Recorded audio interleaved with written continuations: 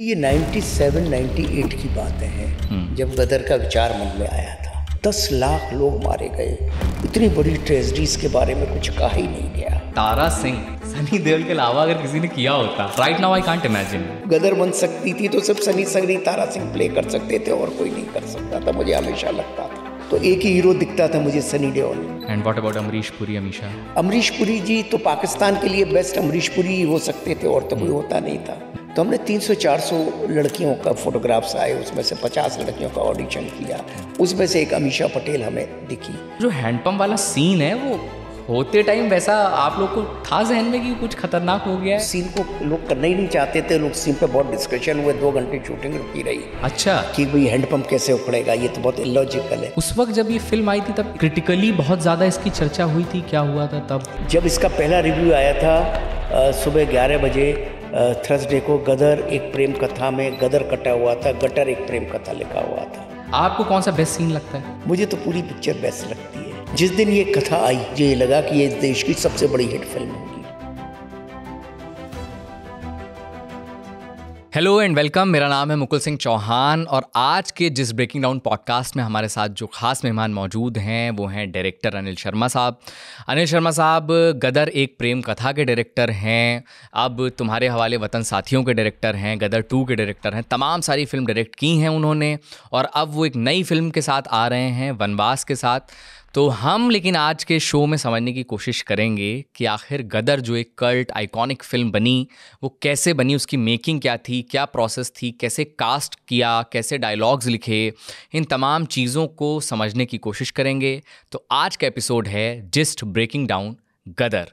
तो देखिए और बताइए कि एपिसोड आपको कैसा लगा। अनिल जी, बहुत बहुत स्वागत है हमारे शो में आपका। धन्यवाद आपका। और अच्छा लग रहा है, दिल्ली आया हूँ जी, आपके स्टूडियो में आया हूँ। तो सबसे पहले तो अनिल जी हम यहाँ से बात शुरू करना चाहते हैं कि कल मैंने फिर से गदर देखी है। जी ठीक है, और आज मैं आया तो गदर सबसे 1 पहले या तो गदर 2? 1, अच्छा। एक प्रेम कथा। और मैं आया तो मैं सबसे यहाँ पूछ रहा था अपने स्टूडियो में भी कि क्या मेमोरी है सबकी। और फिर से एक बार नॉस्टैल्जिया में मैं चला गया वो देखने के बाद। तो जब आपने 2001 में ये फिल्म जब बनाई थी तब तक बहुत सारी ऐसी फिल्में बन चुकी थी, पार्टीशन से रिलेटेड लव स्टोरीज भी बन रही थी। उस वक्त आपके जहन में तब क्या था इस फिल्म को, क्योंकि बाद में तो ये बहुत फेमस हो गई, बहुत बातें हुई, आज तक बात हो रही है, हम आज इस पे बात करने के लिए बैठे ही इसीलिए हैं क्योंकि वो आइकॉनिक एक कल्ट साबित हो गई। लेकिन जब आपके पास पहला थॉट आया था तो 2001 में तो फिल्म आ गई, उसके कितना पहले से फिल्म आप तक पहुंच चुकी थी और क्या वो इनिशियल थॉट था, कैसे आपने सब वो डिसाइड किया था? देखिए, ये 97-98 की बातें हैं जब गदर का विचार मन में आया था। मैं तब उन दिनों गोविंदा के साथ फिल्म कर रहा था, महाराजा, गोविंदा मनीषा के साथ। तो मेरे मन में चलता था कि यार मुझे कुछ पार्टीशन पे कुछ पीरियड फिल्म बनानी चाहिए, क्योंकि मैं जब पार्टीशन के बारे में सोचता था या क्रांतिकारियों के बारे में सोचता था, वो दुनिया के बारे में सोचता था, तो वो दौर, वो दुनिया मुझे बहुत फैसिनेट करती थी। क्रांतिकारियों की कुर्बानियाँ, कि कैसे कोई भगत सिंह 23 साल की उम्र में ऐसा कर सकता है, कैसे कोई, क्या हो सकता है, क्या है, था क्या। और फिर जब धीरे वहाँ से पढ़ते पढ़ते जब पार्टीशन पे आया तो मुझे लगा 10 लाख लोग मारे गए। इतनी बड़ी ट्रेजेडीज़ के बारे में कुछ कहा ही नहीं गया और एक देश डिवाइड हो गया, हिंदुस्तान पाकिस्तान बन गया, जो मुझे हमेशा आज तक लगता है जो राइट नहीं था। पार्टीशन होना ही नहीं चाहिए था। ये मेरा व्यक्तिगत मामला है, क्योंकि ना होता तो करोड़ों अरबों रुपया जो हमारे हथियारों पे खर्च हो रहे हैं नहीं होते और वो हमारे पब्लिक में यूज़ हो जाते, चाहे वो पाकिस्तान के हों या हिंदुस्तान के हों। है कि हमारे खान पान जीना पलना तो सब एक सही है, कुछ है नहीं। तो ये हमेशा लगता था। तो मैं एक पीरियड फिल्म बनाने की ख्वाहिश थी, तो मैंने सोचा कि क्यों ना एक ऐसी फिल्म बनाई जाए जो कि गदर के माहौल में प्रेम का फूल खिलाए। बस वहाँ से टाइटल आ गया, गदर एक प्रेम कथा। अब कथा ढूंढना शुरू हुआ तो कथा आ गई। जब कथा आई तो पहले ये थीम आया आपके दिमाग में कि कुछ ऐसा बनाना है। ठीक है, अब कुछ ऐसा बनाना है। फिर हम कुछ कश्मीर पे कोई पिक्चर प्लान कर रहे थे, उसमें हमें कोई सब प्लॉट चाहिए था। उस सब प्लॉट में हमें ये प्लॉट दिखा, हमको लगा ये तो पूरी कहानी है। हमको लगा कि ये तो राम सीता को लेने लंका जाते, उनका बच्चा बोलता है मेरी माँ को लाओ। मैंने कहा इससे बड़ी कहानी तो इस देश में कोई हो नहीं सकती।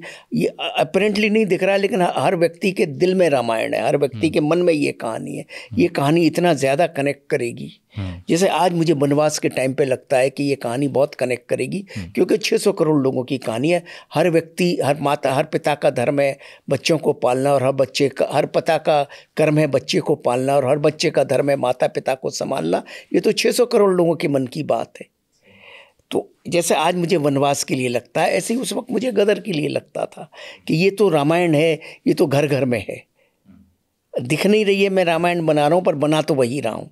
तो बस वहाँ से ये कहानी कथा शुरू हो गई, और उसी वक्त लगा था कि ये कहानी बहुत बड़ी कहानी बनेगी, तो बस शुरू हो गई कहानी। तो उस वक्त जब आपके जहन में ये थॉट आया था फिल्म को लेकर के, तो ये आ गया था कि बड़ी कहानी हो जाएगी ऐसी? बिल्कुल नहीं, उस वक्त पहले कहानी ढूंढी हमने। हाँ। कहानी जब हमें ये कथा आया कि हमें गदर के माहौल में एक प्रेम का फूल खिलाना है, हाँ। वहाँ से बात शुरू हुई।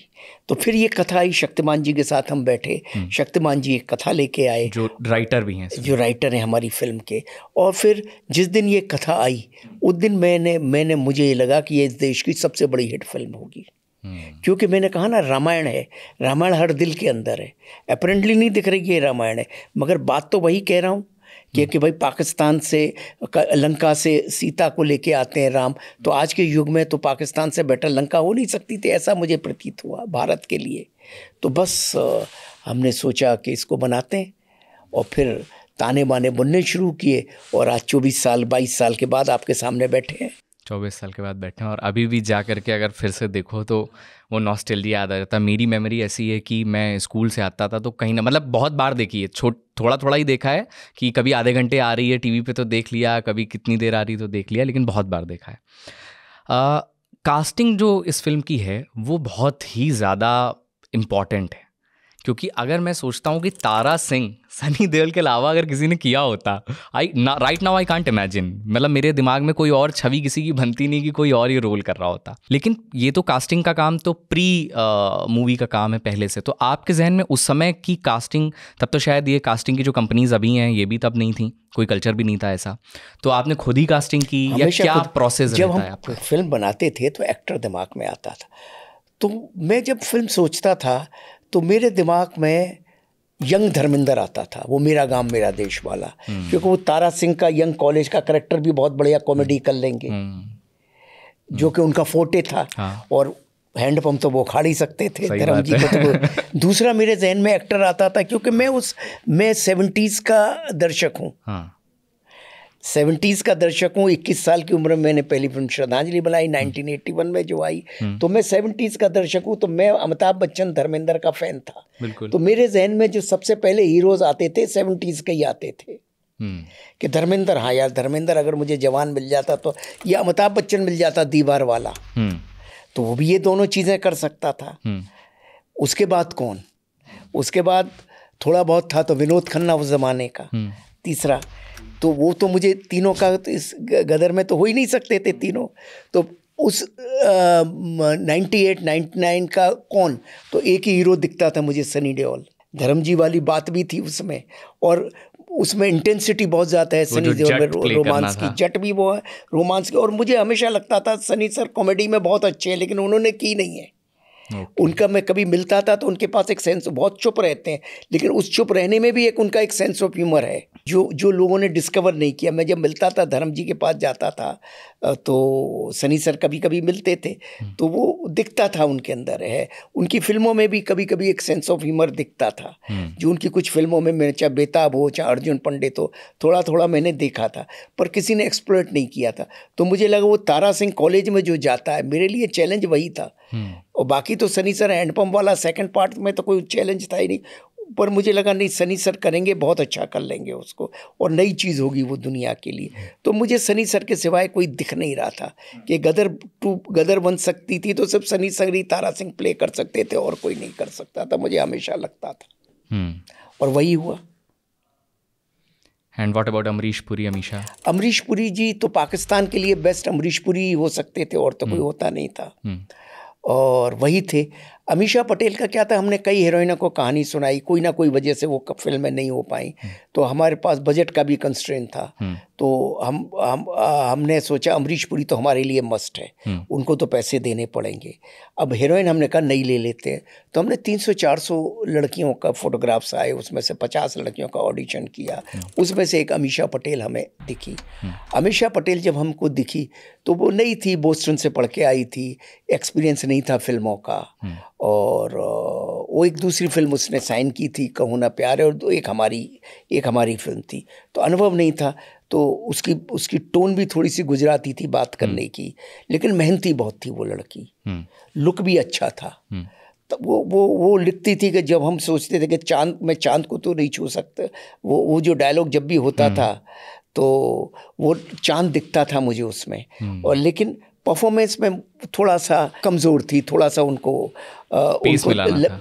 पेस में लाना था, लय ताल में लाना था, उसके लिए उनको मेहनत करने की ज़रूरत थी। तो वो उसके अंदर डेडिकेशन बहुत ज़्यादा था। अमीषा पटेल ने बहुत मेहनत की, हफ्ते में 5 दिन 6-6 8-8 घंटे मेरे करियर के भी इनिशियल मेरे घर पे आती थी 5-6 घंटे, और पूरी तरह से वो सकीना बनती थी। क्योंकि कैसे जब उस ज़माने की औरतें ऐसा सीना चौड़ा के नहीं चलती थी, झुका के चलती थी, माएँ पीठ पे थप्पी मार देती थी अगर लड़की सीना चौड़ा के चलती थी, तो ऐसा सब होता था। तो उसको एक एक चीज़ हमने समझाई, एक एक चीज़ बताई, और करते करते करते करते करते वो 6 महीने के अंदर सकीना बन गई, और उसने हाईली डेडिकेट परफॉर्मेंस की, और उस सकीना के रोल के लिए अमीषा से बेटर कोई हो ही नहीं सकता था, और उसने किया। ये बातचीत इसलिए भी ज़रूरी है कि जैसे जब दर्शक जाता है तो कई बार 2 मिनट 5 मिनट 10 मिनट में लोग खारिज कर देते हैं। ये बातचीत जब आप बता रहे हैं तो मुझे समझ में आ रहा है कि कितनी लंबी प्रक्रिया है बहुत। और सबसे ज़्यादा डिफ़िकल्ट हो रहा था हमें जीते का किरदार। 5-6 साल का जो बच्चा था, वो बच्चे हमको मिल नहीं रहे थे, और बड़ी मुश्किल हो रही थी, और शूटिंग सर पे आ गई थी, और बच्चा हो नहीं रहा है। तो अमीषा पटेल घर में आती थी रोज, तो उत्कर्ष से मिलती थी, बोले उत्कर्ष जो आपके बेटे हैं? मेरा बेटा। आप इसको क्यों नहीं, उसके बड़े बड़े घुंघराले बाल थे, 5 साल का था, बोले इससे बेटर कोई क्यों नहीं।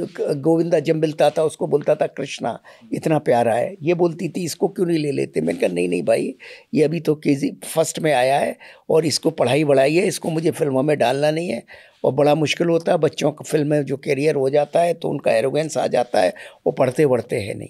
और मैंने कहा बहुत डिफ़िकल्ट है, कहाँ मेरी बीवी 1 साल तक शूटिंग में रहेगी, मेरी छोटी बेटी भी है 2 साल की, सबको बनवास हो जाएगा और सब शूटिंग में रहेंगे। बनवास। तो मैंने कहा ये नहीं होगा। तो फिर जी वालों ने भी मुझे बोला इसको कर दो। मैंने कहा सर ऐसा है कि इस बच्चे को कोई एक्टिंग का अनुभव है नहीं, कल कोई उल्टा सीधा शॉट देगा तो सब लोग होंगे आपने अपने बेटे को जानबूझ के रोल दिया, तो ऐसा नहीं है। तो मैंने कहा स्टाफ का मामला कर दिया। मैंने कहा मेरे से नहीं होगा।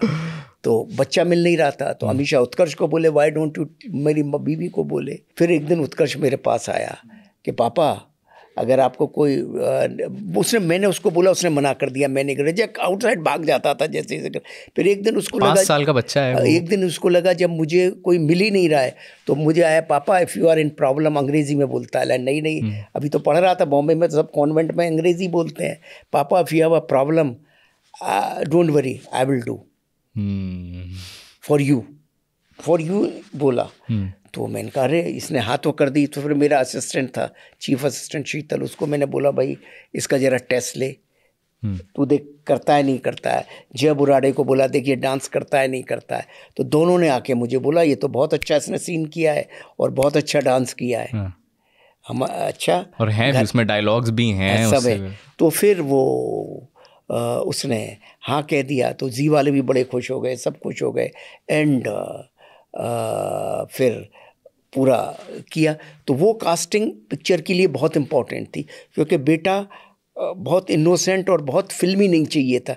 जनरली क्या होते हैं जो छोटे बच्चे होते हैं उनकी प्रॉब्लम क्या होती है, बच्चे तो इनोसेंट होते हैं, उनकी माएँ उन्हें एक्टिंग के लिए ट्रेंड कर देती हैं।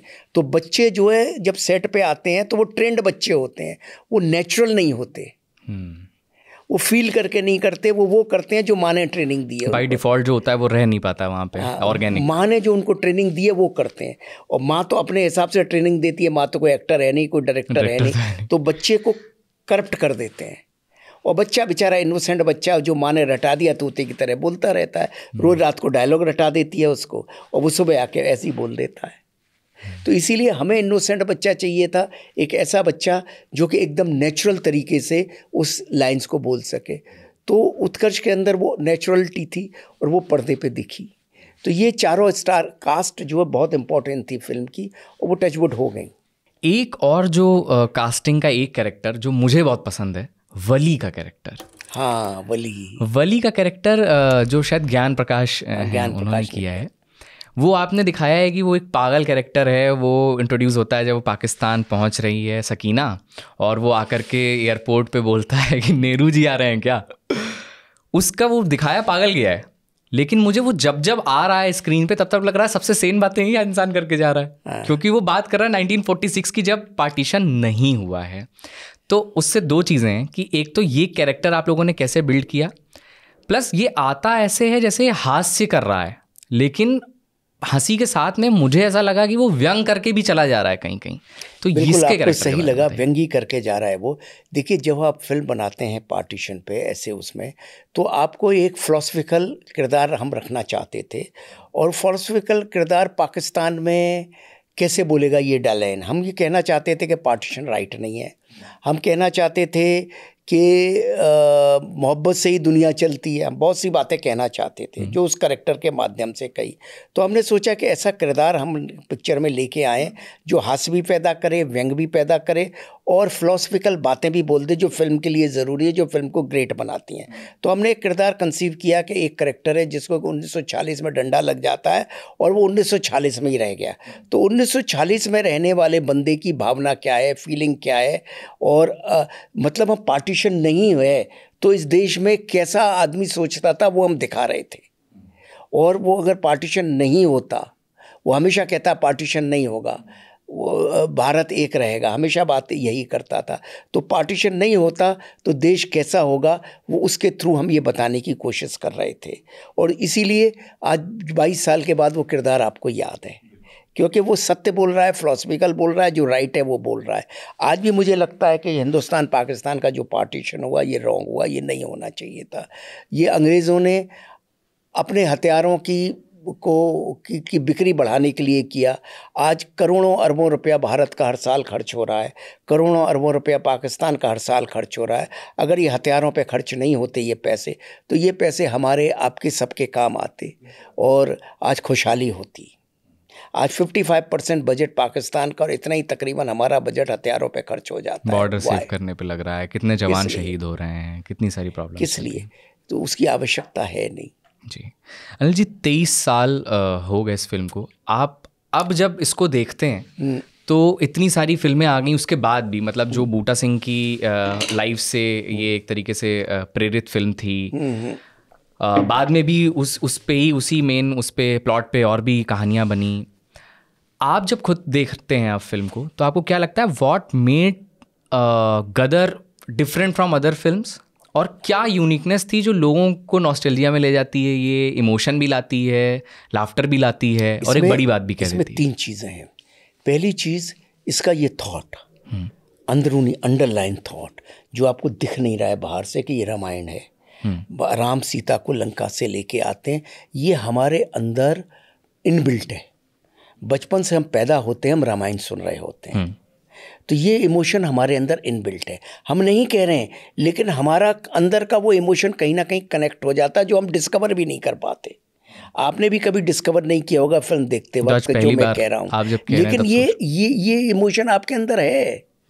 राम जा रहे हैं, सीता को लंका से लेके आ रहे हैं, ये इमोशन आपके अंदर है। ठीक ऐसे ही जब कोई हिट गाने की ट्यून से मिलती जुलती जब कोई ट्यून आती है तो आपको कैसे अंदर घुस जाती है। कोई सुपरहिट गाने से मिलती जुलती ट्यून आती है, उससे वो है नहीं, वो गाना आपको तुरंत अच्छा लगता है। क्यों? क्योंकि कहीं ना कहीं हमारे आपके सबकॉन्शियस में है। ऐसे ये रामायण की कहानी हमारे सबकॉन्शियस में, तो वो हमको कहीं ना कहीं अंदर घुस जाती है, टच कर जाती है। दूसरी, इस फिल्म को बनाया ऐसे गया कि एकदम रिलेवेंट तरीके से बनाया गया। एकदम उसकी जो मेकिंग हुई है वो मेकिंग ऐसे नहीं हुई कि 47 की मेकिंग है तो 47 के हिसाब से करें। उसकी मेकिंग आज के दर्शक के माइंडसेट के हिसाब से उसके डायलॉग हुए। जो हम आज जिंदा हैं, हम कैसे बात करेंगे उस तरह से उसकी बातें हुई। उस तरह से वो बातें नहीं की गई जो 1947 में की फिल्मों में आपने देखी होगी, वहाँ जैसे बातें होती थी। तो वो आपका कनेक्शन बहुत ज़्यादा है। तीसरा, इस फिल्म का म्यूज़िक। इस फिल्म का जो म्यूज़िक है वो पिक्चर को एकदम बहा के लेके जाता है।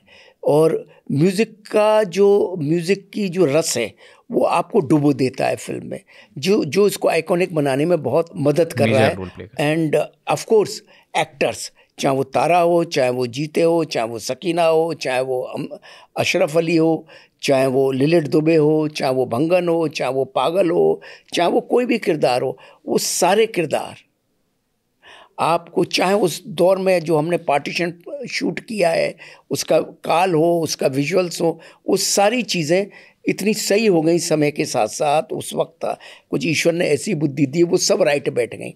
जब सारे खाने राइट आ जाते हैं, कहते हैं ना कि जन्मपत्री में भी जब सारे खाने राइट आ जाते हैं तो फिर बस वो आपको आसमान पर ही ले जाते हैं। तो वही हुआ, सब चीज़ें एक साथ आ गई और हो गया, बस प्रभु की कृपा हो गई, बस एक ही लफ्ज़ में। और भी हम बात करेंगे, इसके डायलॉग्स पे भी बात करेंगे, इसके आइकॉनिक सीन्स पे भी बात करेंगे। फिलहाल आपकी वनवास जो नई फिल्म आ रही है उस पर थोड़ी सी बात करते हैं। करिए।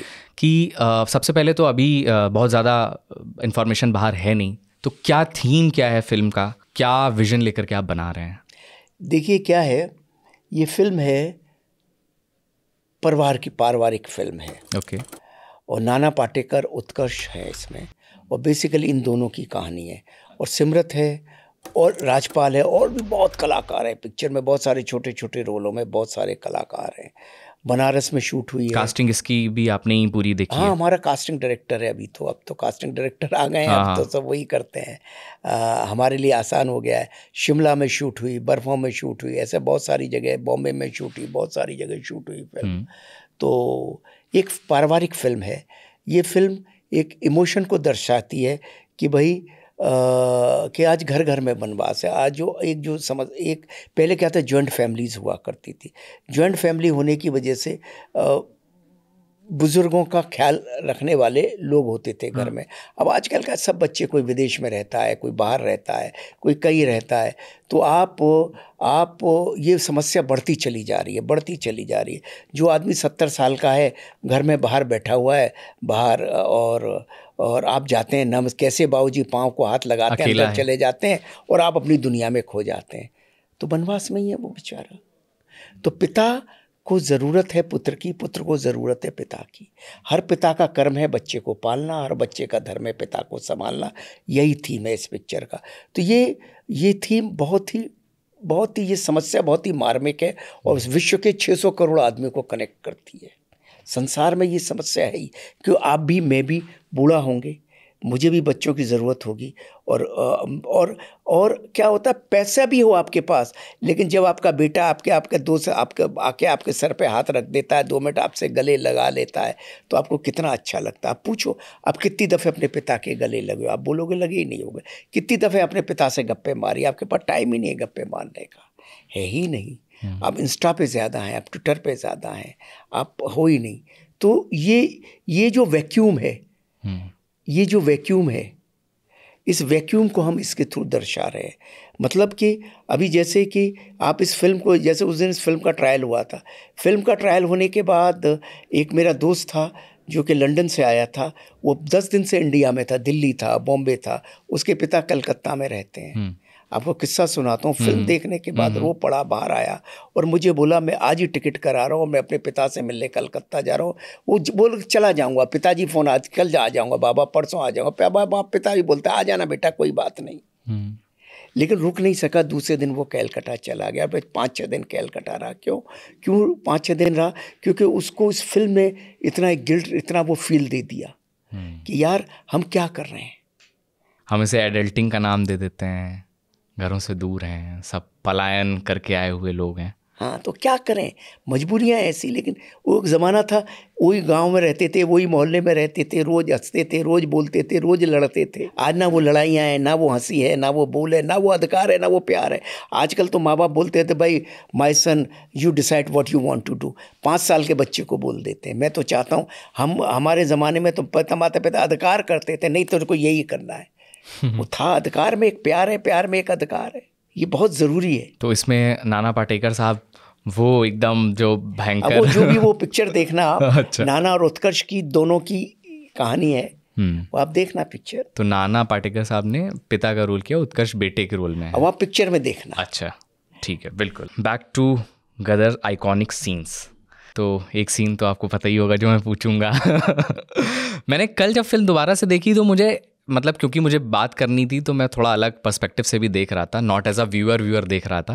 तो मुझे लग रहा था वो जो हैंडपम्प वाला सीन है वो होते टाइम वैसा आप लोग को था जहन में कि कुछ खतरनाक हो गया है कि बात होगी इसके बाद में? वो तो बिल्कुल था, क्योंकि वो सीन को लोग करना ही नहीं चाहते थे। लोग सीन पे बहुत डिस्कशन हुए, 2 घंटे शूटिंग रुकी रही। अच्छा, कि भाई हैंडपम्प कैसे उखड़ेगा, ये तो बहुत इलॉजिकल है। मैं कहता था कि मेरा इमोशन इतना बड़ा है कि मैं बिल्डिंग को उखाड़ दूं। अरे भाई, मैं मुसलमान बनने को रेडी हूँ। मैं कह रहा हूँ पाकिस्तान जिंदाबाद रहे, उसके बाद भी आप बोल रहे हैं हिंदुस्तान मुर्दाबाद। तो मैं पागल हूँ साला, मैं संसार को फोड़ दूंगा। आपके मन में कभी गुस्सा नहीं आता कि ऐसा लगता है मैं दुनिया तोड़ दूँ? आता है, नहीं आता है? वही इमोशन मुझ में आ रहा था। मैं लॉजिक देता था कि जब संजीवनी बूटी नहीं मिल रही थी तो हनुमान जी ने कैसे पहाड़ उखाड़ दिया। वो हनुमान जी थे, पहाड़ का संसार भी उखाड़ सकते थे। लेकिन हमको भी कोई ऐसा लगता था कुछ मैं अपरूट कर दूं, कुछ ऐसा कर दूं, मुझे ऐसा लगता था, फील आता था हमेशा। तो मेरा इमोशन था, मैं अड़ गया। मैंने कहा मुझे तो ये चाहिए। मतलब आप ये कह रहे हैं कि ये सीन करने को लेकर के रेडी नहीं थे कि बहुत इश्यूज हो रहे थे, क्योंकि सब एक्चुअली देखा जाए तो बहुत इलॉजिकल है। किसी भी एक्टर को बोलूंगा, किसी भी प्रोड्यूसर को बोलूंगा, किसी भी राइटर को बोलूंगा, किसी भी कैमरामैन को बोलूंगा, सब बोलेंगे यार क्या इलॉजिकल बात हो रही है ये। तो आप ये स्पेस देते हैं कि आपकी टीम के लोग ये आपको कह पाएं कि ये सर जम नहीं रहा? मैं पूरा स्पेस देता हूँ। मैं तो, क्योंकि फिल्म मैंने थोड़ी देखनी है, फिल्म हज़ारों लाखों लोगों ने देखनी है। मेरे ऑफिस के 20 लोग अगर उस फिल्म से, या 50 लोग, या 100 लोग, या 200 लोग यूनिट के अगर इत्तेफाक नहीं रखते तो हिंदुस्तान कैसे इत्तेफाक रखेगा? फिर कैसे कन्विंस हुए?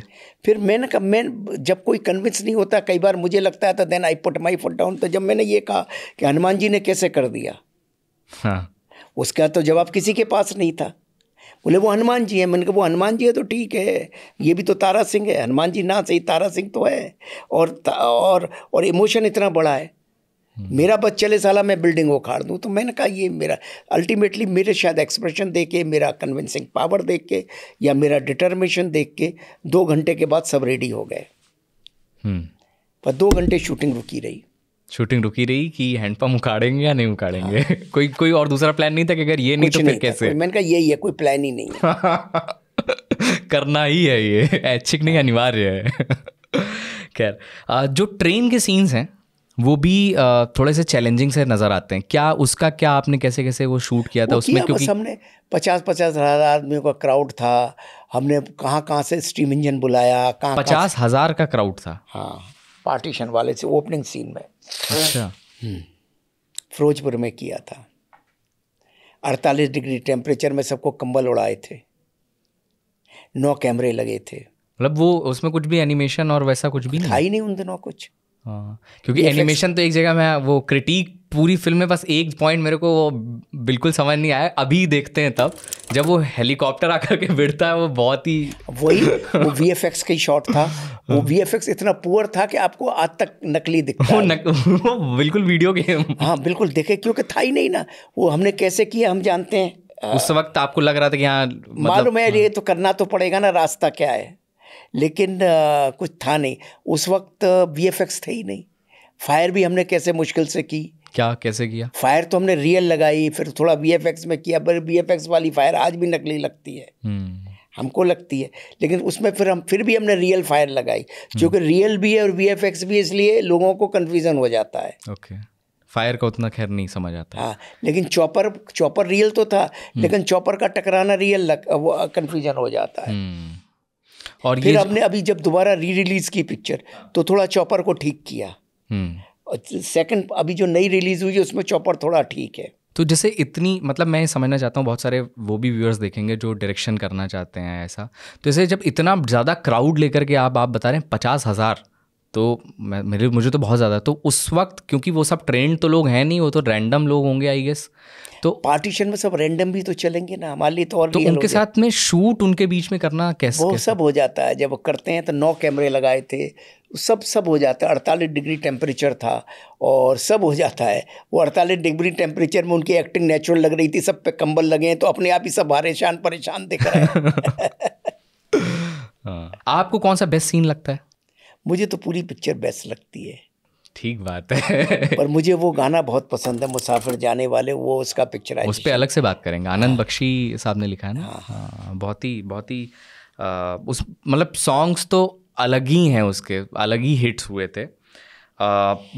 जो डायलॉग है इस मतलब गदर एक प्रेम कथा का डायलॉग, हिंदुस्तान जिंदाबाद है, हिंदुस्तान जिंदाबाद था, हिंदुस्तान जिंदाबाद रहेगा, ये आज तक गूज़बम्स ले आता है।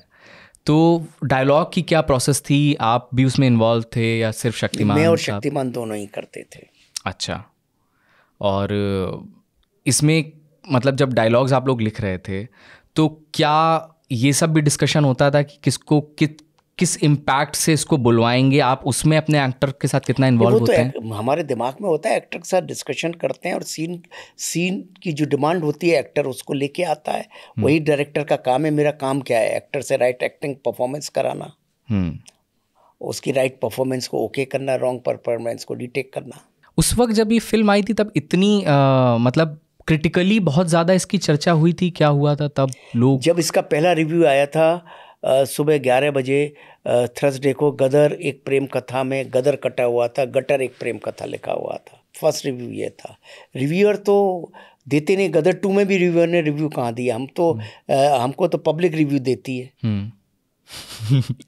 हमको तो देते नहीं रिव्यूअर। बॉक्स ऑफिस बोल रहा था। बॉक्स ऑफिस बोलता है। आज तक ये कैसे हम समझ नहीं पाते। हमको नहीं समझ के पब्लिक कैसे रिव्यू देते, ऑडियंस के, ये क्रिटिक कैसे रिव्यू देते, पैसे लेके रिव्यू देते हैं या बिना पैसे लेके देते हैं या दिल से रिव्यू देते हैं। हमको आज तक 40 साल में नहीं समझ आया, क्योंकि हमको तो कभी रिव्यू मिले नहीं अच्छे। लेकिन 40 सालों में भगवान ने हमको ज़िंदा रखा, हमको फिल्मों में, हमारी फिल्मों को कामयाबी देते रहे। अगर हमने 20 फिल्में बनाई हैं तो 20 में 17 फिल्में हिट रही, 18 फिल्में हिट रही। तो हमको तो पब्लिक ने हमेशा अपना रिव्यू बेस्ट दिया है, रिव्यूअर ने कभी नहीं दिया।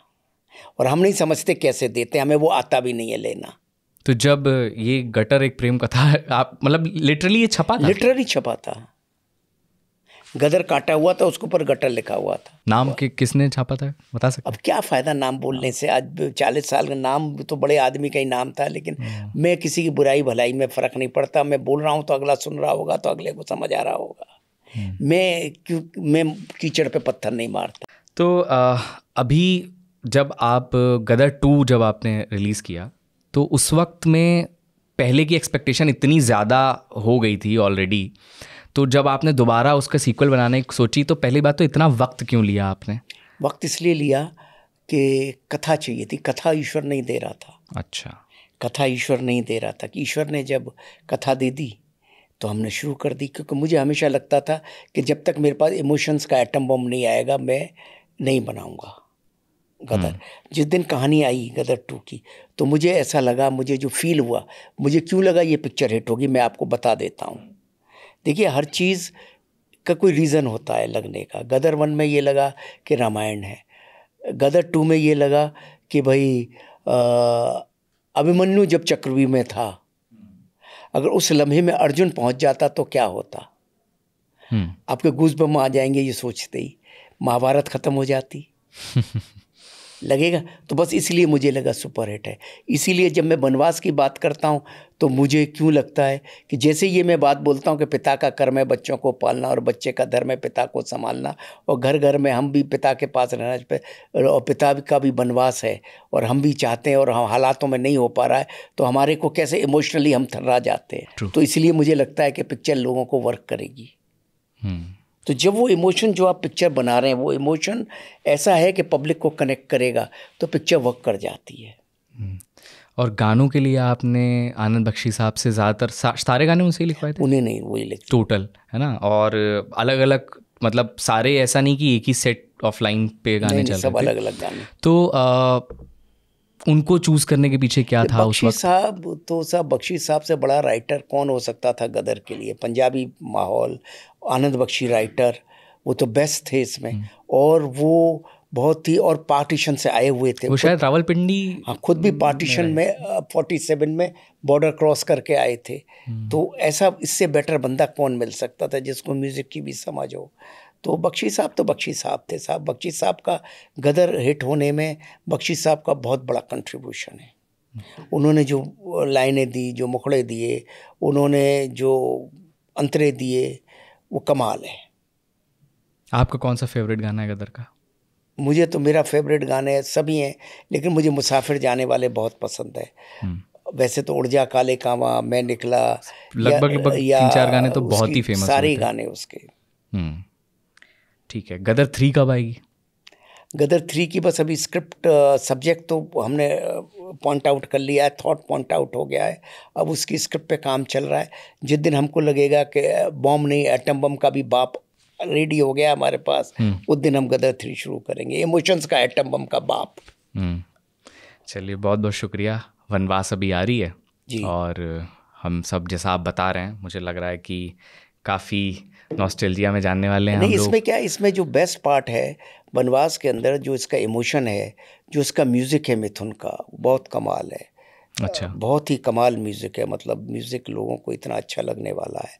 और दूसरा क्या है कि इसमें जो उत्कर्ष और नाना पाटेकर साहब की जो केमिस्ट्री है, जो दोनों के सीन्स हैं, क्योंकि पिक्चर दोनों के साथ ही चलती है, तो वो इतने कमाल कमाल के सीन्स हैं। उसमें उनका गुस्सा है, उसमें उनकी नफ़रत है, उसमें उनकी मोहब्बत है, उसमें उनकी सारी चीज़ें हैं। तो वो जो केमिस्ट्री है और वो जो इमोशन है, वो इमोशन बहुत वर्क करने वाला इमोशन है, ऐसा मुझे लगता है।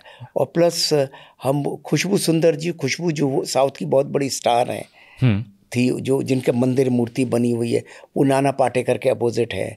इधर सिमरत है, इधर राजपाल है, तो ऐसे बहुत सारे लोग हैं। राइटर कौन है? राइटर मैंने लिखा है, सुनील सरवैया है, अमजद खान है, हम 3 लोग हैं राइटर इसमें।